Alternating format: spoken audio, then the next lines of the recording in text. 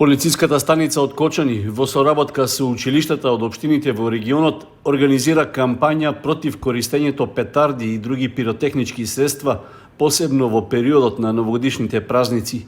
Во тие рамки, со делење флаери за учениците и поставување плакати во училишните објекти, се работи на подигање на свеста кај најмладите за опасностите, како и за последиците што може да го предизвика неовластената употреба на експлозивните материи. Поради ковид состојбата, годинава ќе изостанат едукативните предавања за учениците, но упатен е јавен апел и до родителите да поведат грижа за безбедноста на своите деца. При тоа се укажува дека набавката и користењето на петарди и распрскувачки материи законски не е дозволена. Затоа се предвидени и соодветни парични и други санкции. Глобата за употреба на пиротехнички средства е од 200 до 500 евра во зависност од количината, од начинот на сторување на прекршокот и така натаму. Меѓутоа има и други прекршоци кои што се офатени, па дури и кривични дела со кои што ние се соочуваме, кои што ги откриваме и ги санкционираме. Затоа сакаме воедно да упатиме апел до целата јавност да ги пријавуваат сите оние диви продавачи на пиротехнички средства, бидејќи на годишно ниво во светот околу 150.000 лица остануваат трајни инвалиди како последица од употребата на пиротехничките средства. Резултатите се навистина добри. Ние со текот на годините нашето искуство покажува дека колку повеќе водеме кампањи, толку повеќе и свеста се зголемува кај самите пред се ученици, деца, а и кај родителите, за да едноставно им не им дозволуваат да купуваат петарди и други пиротехнички средства. Паралелно со кампањата на полициската станица од Министерството за внатрешни работи информираат дека ги интензивираат контролите и активностите за откривање и спречување на продажбата на петарди и други пиротехнички средства. Целта е славењето на новогодишните празници да помине мирно, без последици од употреба на експлозивните материи. Градоначалникот на Кочани Љупчо Папазов и председателот на ВМРО ДПМН Христијан Мицковски направија увид во 3 значајни проекти чија реализација е во тек. Проектите во општината се поврзани со комуналната и сообраќајната инфраструктура, при што беше изразено задоволство од динамиката со која се одвиваат градежните работи. Изградбата на колекторот и секундарната мрежа за канализација во село Тркање, со што го решаваме долгогодишниот проблем на ова село и правиме приклучок на фекалната канализација кон пречистителната станица во Мојанци. Ја посетив и улицата Роза Петрова, која неодема беше завршена со асфалтирање. Во моментот се поставува се покрива тротоарската површина и ќе биде во можност граѓаните кои гравитираат во овој дел од градот да ја користат една широка, убава и безбедна улица во градот. Во моментот се наоѓаме на најбитниот проект во моментот кој се реализира, тоа е замената на главниот потисен цевковод со кој се снабдува градот со вода за пиење. Проектот е во должина околу 2 километри. Со тоа ги решаваме проблемите со загуби за вода кои долги години се регистрираа и беа детектирани на овој потек и го менуваме цевководот кој е изграден во далечната 73 година. Лидерот на ВМРО ДПМН Христијан Мицковски нагласи дека е задоволен од досегашната успешна реализација на проектите, за кои очекува да продолжат и во наредниот период. Активности кои што во значителна мера ќе го подобрат квалитетот на живот во самиот град Кочани и ценам дека она кое што сме го ветили, она за кое што сме се обврзали и она кое што е корисно за граѓаните сме го наследиле или го наследиле градоначалниците од нивните претходници, ќе го довршиме и ќе го надградиме со нови проекти со кои што сме излегле во за време на кампањата на овие локални избори. Јас сум, би рекол, прилично задоволен од овој почеток. За нешто помалку од 2 месеци се направија многу работи онаму каде што бев. Продолжувам со посетите низ Македонија, продолжувам со посета на градилиштата во општините каде што се градоначалниците на ВМРО ДПМН. Се надевам дека ќе продолжат онака како што започна и помалку ќе зборуваме, а повеќе ќе работиме.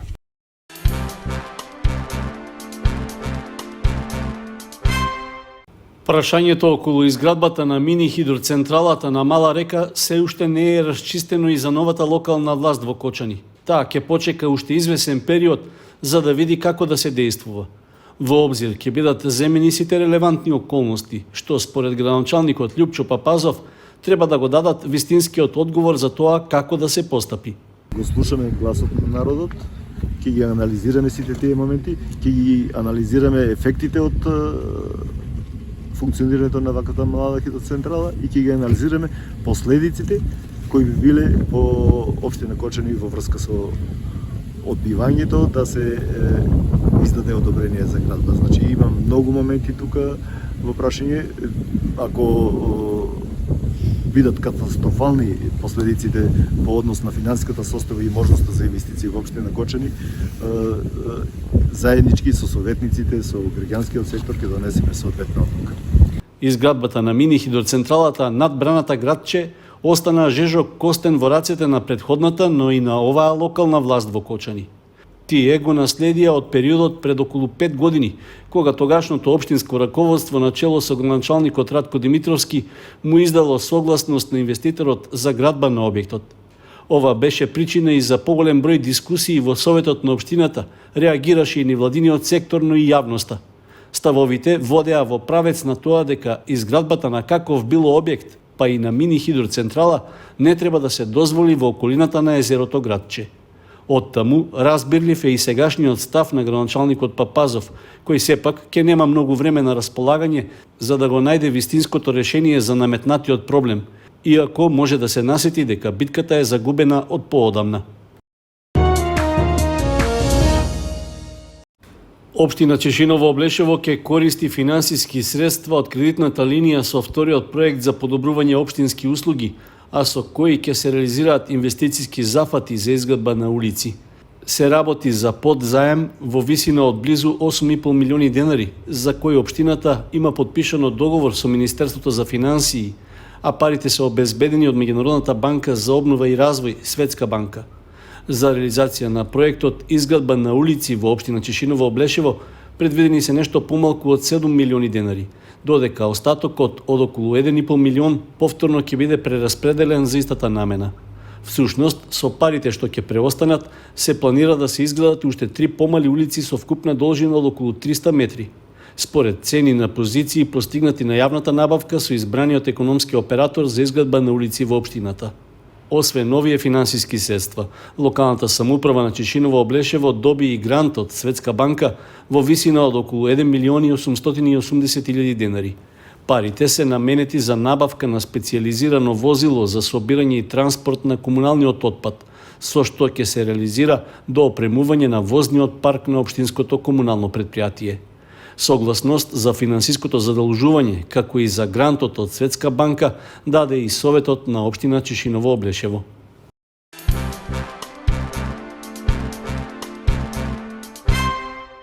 До 27 декември е продолжен рокот за пријавување на заинтересираните на јавниот повик за обука на жени за нивно економско јакнење, што го објави општина Кочани.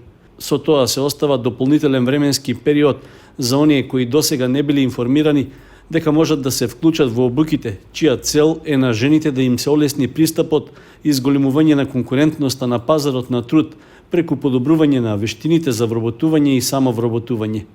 Обуките се дел од национален проект во кој се вклучени 10 општини, а се однесува на развој на вештини и знаења за дигитален маркетинг, онлайн продажба и употреба на дигитални технологии, развој на бизнис идеи и бизнис планови, предприемништво и менаџерски вештини, како и за основни вештини за вработување.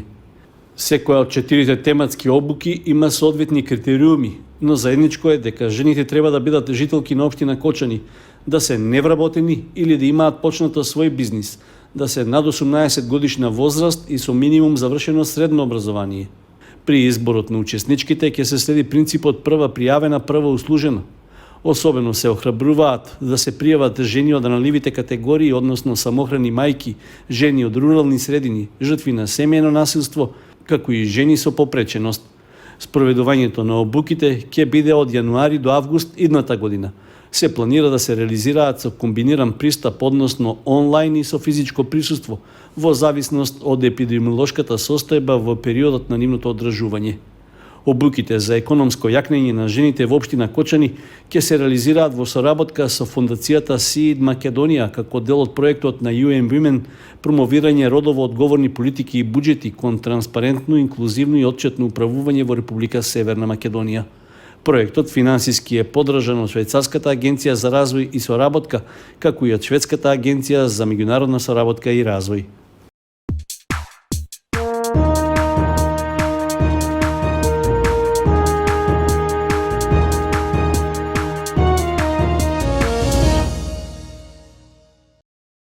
Џудо клубот Гладиатор од Кочани продолжува со набавката на опрема за тренинг и настап на своите членови. За повозрастните џудисти од првата екипа, но и за помладите кои настапуваа на надпреверувањата, набавени се патики. Средствата за набавката се обезбедени од сопствениот буџет на клубот, кој и претходно набави тренерки и друга опрема за настап на членовите.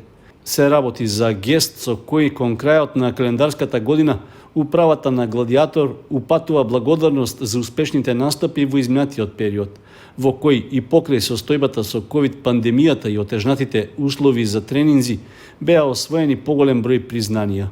Од клубот најавуваат дека токму за новогодишните празници младите џудисти на Гладиатор ќе добијат и новогодишни пакетчиња, што исто така се обезбедени од сопствени извори. Целта на раководството на клубот е да продолжи позитивниот тренд во развојот на џудо спортот во источниот регион, во кој Кочани ја има една од главните позиции.